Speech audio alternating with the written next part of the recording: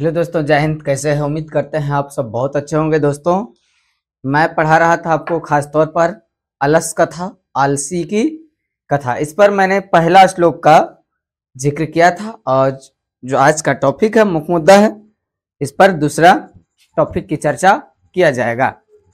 तो आप सबों को ढेर सारा मुबारकबाद रमजान की, और उम्मीद करते हैं सभी भाईचारा मिलकर रहे और देश की तरक्की उन्नति करे। इसके लिए हम आपके मुबारकबाद को सलाम करते हैं।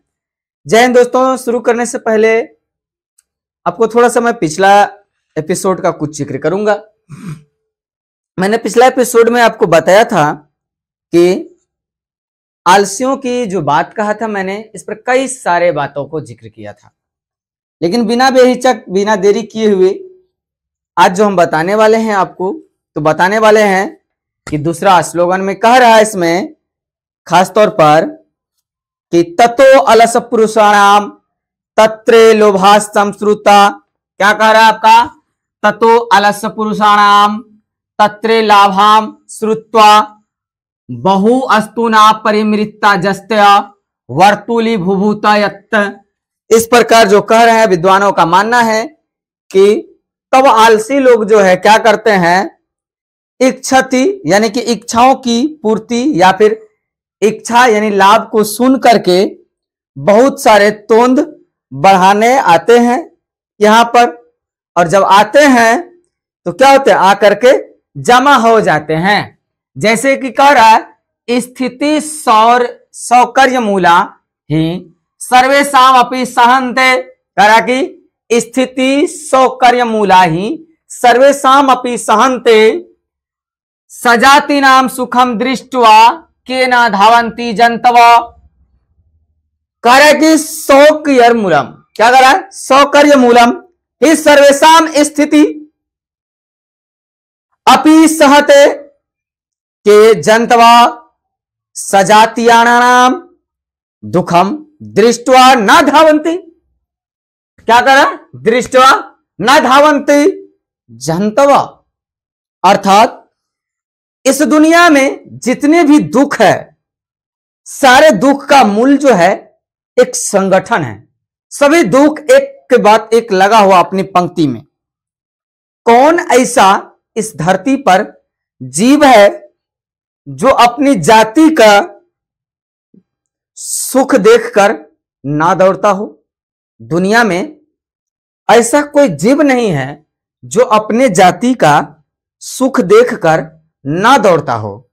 हर व्यक्ति दौड़ता है, हर जीव दौड़ता है। अर्थात हम कह सकते हैं कि सभी को जो है कोई ना कोई मुक्त मिल ही जाता है, और जब मिल जाता है तो सुख देखकर वह क्या करते हैं? आकृष्ट हो जाते हैं। क्या करते हैं? सुख को देखकर आकृष्ट हो जाते हैं। इसमें जो है विद्यापति समझाते हैं, विद्यापति समझाते हैं कि जो आकृष्ट किया गया है वैसे लोग, और ध्यान आकृष्ट किया गया है जो किसी भी प्रकार का सुख प्राप्त करना चाहते हैं, और कुछ क्या करते हैं, जो भी सुख प्राप्त करना चाहते हैं, और जैसे कुछ धूर्त आलसियों को क्या मिल रहे सुख है, और यही सुख उसका दुख का कारण भी बनता है। सुख मिल रहा है, सुख देखकर स्वयं भी आलस्य का क्या करते हैं, आदतन आलसी हो जाते हैं, उस पर आलसपन बनते जाते हैं।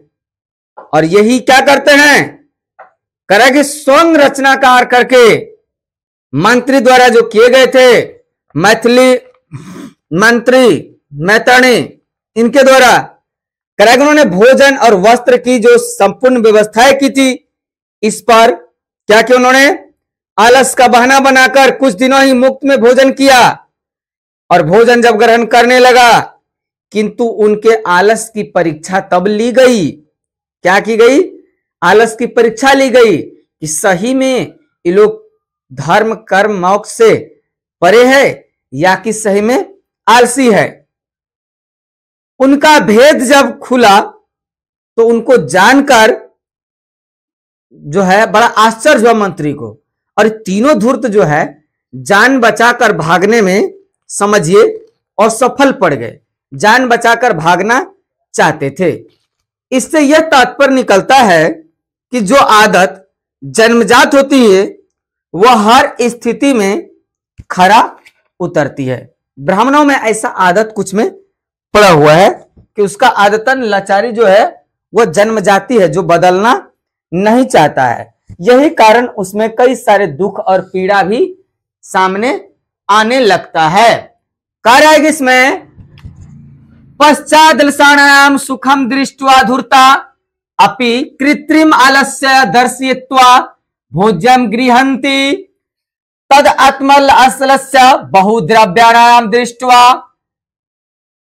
तन्नियोग पुरुषम परमामृष्टा यद बुद्धिया करुणा केवलम स्वामी वस्तुनि दाप्यति कपटपेक्षणाम अलसनाम गृहन्ति इत्कमं प्रसादा यपि भवति तदालस्य पुरुषपाणाम परीक्षणाम कुर्मम इति प्रामृष्य प्रसुप्ते अलसायाम तन्नियोग पुरुषा बहमे दाप्यति निरूप यामसु कर। इस प्रकार जो है आलसियों में कई सारे बाद आने लगे, और बाद में फिर आलसियों का जो सुख था, सुख देखकर धूर्त भी जो है बनावटी आलस दिखाकर, जो धूर्त थे ये क्या किए, बनावटी आलस को दिखाकर भोजन करते थे। और इसी बीच क्या हुआ, आलसियों पर अधिक खर्च देखकर उन्होंने किसी भी संयमी पुरुष को सलाह दी कि जाओ चेक करो कौन आलसी है कौन लाचार है। जब ऐसा हुआ विचार किया गया तब पता चला कि सब तो बुद्धि से ही क्या है, हीन है। क्या है, बुद्धि से हीन है। और हीन पर दया करके स्वामी आलसियों को क्या करते हैं, वस्तुएं दी जाती है। इस पर अंधकार में हम पड़ गए, अंधाधुंध धन खर्च कर दिए, हमें मिला कुछ नहीं। इसकी जांच पड़ताल होनी चाहिए कि हमने धन जो दिया क्या सही महीने में धन का खर्च हो पाया कि ऐसा ही धन चला गया। जब पता चला, आलसियों की जांच हुआ और जांच किया गया, ऐसा विचार जो हम मुख्य रूप से मंत्री को मिला और मंत्री ने ऐसा फिर उपाय भी किया। इस प्रकार हम कह सकते हैं कि जो भी आलसी है घर में उसको आग लगाकर क्या किया जाए, जांचा जाए कि देखते हैं कौन भाग पाता है कौन नहीं भाग पाता है, सही में ये आलसी है या फिर ऐसा ही आलस का ढोंग करता है। तब राजा का जब आदेश हुआ तो आग लगाने की विचार आई और तीनों आलसियां आपस में विचार फिर करने लगे कि बाप रे बाप अब क्या होगा। सभी राजाओं का जो योजनाएं थी और हर एक योजनाओं में खरा उतरने वाले तीनों फंस गए। ततो गृह लग्नम प्रवृत्ति अग्नि दृष्ट्वा धूर्ता। जब घरों में आग फूका गया तब धूर्त जो है सर्वे पश्चिम दिलस्य अपी पालिता, एक जो है सब जो है एकाएक करके पश्चिम दिशा की ओर भागने का प्लान क्या क्या क्या पश्चिम दिशा भागने की उन्होंने प्लान बनाया और किसी प्रकार सोचा जान बचाकर हम क्या करें, भागे। लेकिन भागे कहां भाई, प्रश्न तो खड़ा हो जाता है कि भागे तो भागे कहां भागे। भाग पाना थोड़ा उसके लिए कठिन हो गया। और क्या हुआ, करा कि चत्वार पुरुष तैप सुप्ता प्रसंप्लति एकेन वस्त्रावृता तन्मुक्ते मुक्तम अपो अहो कथयाम कोलाहलम द्वितीयताम तक्त्यो दतिस्मरणम गृहे अग्निलग्नो अस्पि तृतीयो अक्तमम को अपि तथा धार्मिको नास्ति च इदानीम जलाद्रवो सोभी कटेक स्वमाणाम प्राविर्नो अस्ति। तीनों चारों जो है एक से एक महाधूर्त, पता चला कि इसी में शामिल है और सब का सब एक से एक बढ़ करके धूर्त है। आग लगा तो चारों तो पश्चिम दिशा की ओर भागना शुरू किया, लेकिन फिर भी भाग नहीं पाया। तब चारों आपसी जो है बात सुना और सुनने के बाद उसके ऊपर फैली हुई जो आग था, जब घर में लगाया गया, आग देखकर नियोगी पुरुष जो है, पुरुष की मृत्यु होने के भय से चारों आलसी क्या किए, बाल पकड़कर खींचते हुए किसी कारणवश बाहर निकल गया। तब उसको जो है इस प्रकार बताया गया, पतिरेव गति स्त्री नाम बालाना नाम जननी गति नालासनाम गति काली काची लोकेम कारुणिकम बिना। करपतिरेव गति स्त्री नाम बालानाम जननी। हे पुरुषों, जिस प्रकार क्या होता है कि स्त्री से लिप्त पति, क्या करा, स्त्री से लिप्त पति अर्थात जननी से लिपटा हुआ बच्चा, आसनाम कारुणाम बिना, करा कि ये सब जो है आलस का ही एक प्रकार समझिए कि रूप धारक है। पति की रक्षा पत्नी नहीं बल्कि पत्नी का कर्म, और बच्चों की रक्षा माता का कर्म होता है, ये उनका करना धर्म होता है। पत्नी की रक्षा करना पति का धर्म है और कर्म भी है। तभी तो पता चलेगा कौन आलसी नहीं है, ये तो उसका धर्म है। तो इसी प्रकार क्या करते हैं कि बच्चों का रक्षक मां होती है, तो ये कह रहा है कि बालानाम जननी गति, ये जानती है माताएं कि इनकी रक्षा करना हमारा धर्म है, हमारा कर्तव्य है, हम नहीं करेंगे तो करेगा कौन। इसलिए जो मां है क्या करती है, अपने बच्चों को रक्षा करती है। अगर नहीं करेगी तो दिक्कत हो सकता है। करा कि आलसानाम गति कच्ची लोकेम कारुणिंग बिना।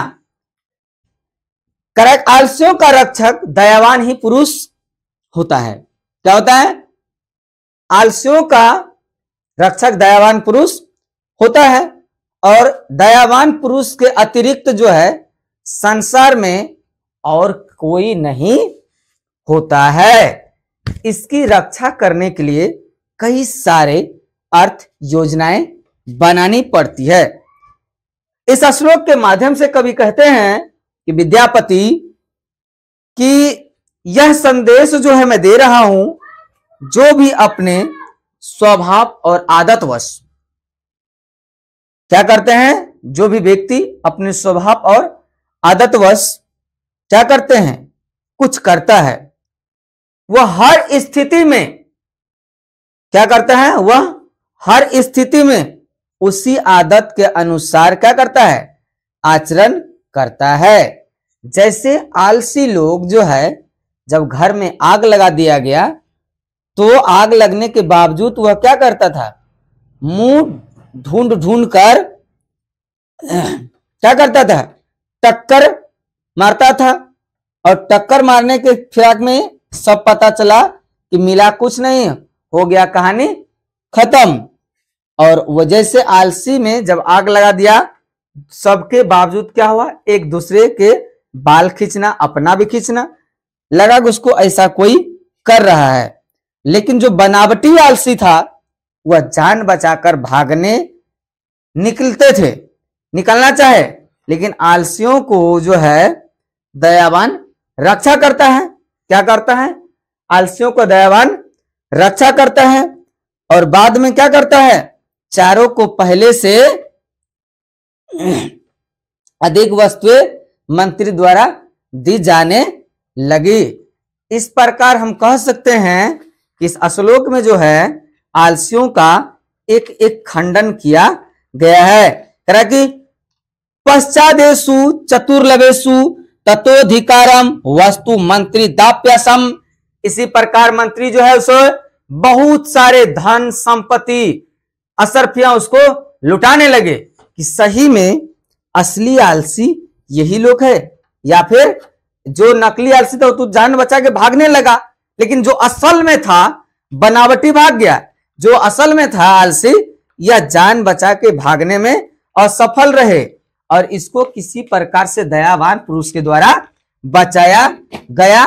लगा कि अब तो बेचारा मर जाएगा, नहीं तो पाप लग जाएगा, समूचा राज दरबार बर्बाद हो जाएगा।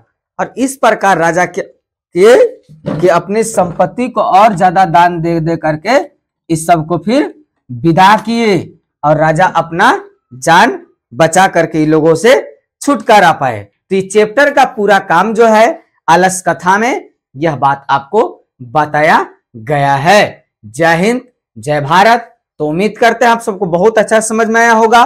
चैनल को सब्सक्राइब जरूर करें और बेल आइकन को दबाना ना भूलें। लाइक तो जरूर करें।